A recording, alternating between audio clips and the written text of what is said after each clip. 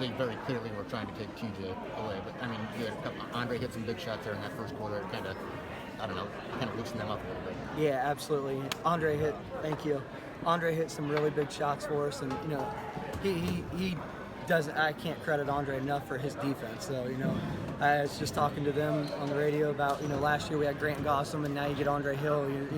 Eventually somebody's gonna be like, man, are they ever going to get rid of that guy? So.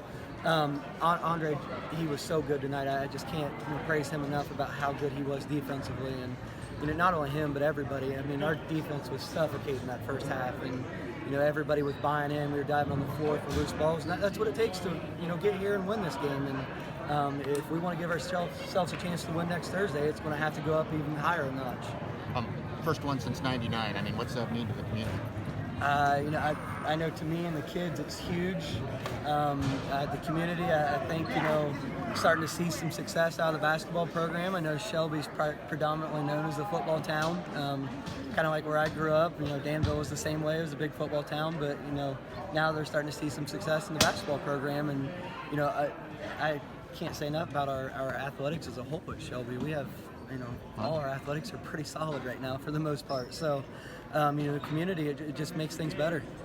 Is the history aspect of this whole season, is that something you guys kind of addressed preseason wise, that you kind of had a chance to do some stuff? Yeah, every day, every day I'd point up at those banners in the gym and, tell them 1999 is the last time that something really special has been done. Don't get me wrong, winning a league title is special, but a district championship is really special. And every day I point up there at that wall and tell them, that it's 99 and you got a chance to do it again this year and prove yourselves to be one of the best basketball teams in school history. It's been a really roller coaster ride this year with COVID, and you guys been shut down a couple times. Just talk about your emotions to finally get here and finally win a district championship. You're going to the Sweet 16. We were talking about that a little bit earlier today at shoot around, and how thankful the kids got to be just to be playing still right now, and even in the tournament, but to get 20 games in the season this year and be quarantined twice and then shut down one time because of the COVID stuff in Richland County, to get the opportunity to even be here and be playing still is huge, and the kids are very excited about that, and they're glad to be where they're at right now. I'm sure you know what's out there waiting for you. I mean, just your thoughts on, Shawnee's. I guess if you're going to be the best, you got to beat the best. You're exactly right. Shawnee is Shawnee, and everybody knows who they are, and everybody knows about them.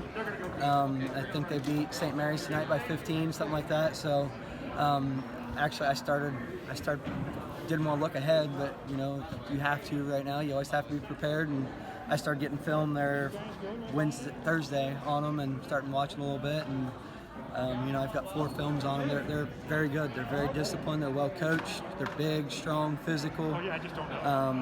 But they're not unbeatable. They're very, very good offensively. I think defensively their defense doesn't match their offense intensity. So that plays into our favor a little bit because we're really good defensively and our defense leads to our offense. So it's going to be kind of a clash of 2 different styles. So and they like to score a lot too. So it kind of fits us, and you can get maybe a little bit of a track meet with them. And but we have to play well. If we don't go there and play well, we'll get beat by 25. And that's just the facts of it. You don't ever want to say that, but if you go there unprepared and not ready to play, and the kids get off the bus in a daze because we're at Elida in a regional semifinal game, it'll be a butt whooping. So.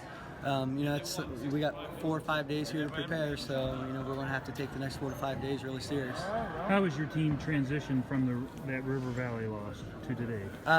It was huge. I hate losing more than I like winning, but there's no such thing as a good loss in my eyes.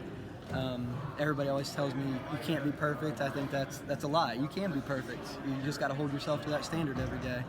But that loss at River Valley, I think, really opened everybody's eyes and got us refocused and headed the right direction and really put a chip on our shoulder. Because I know that a lot of our kids when we left River Valley that night, were pretty PO'd. So when they left that gym, they come to practice that next day with a different mindset.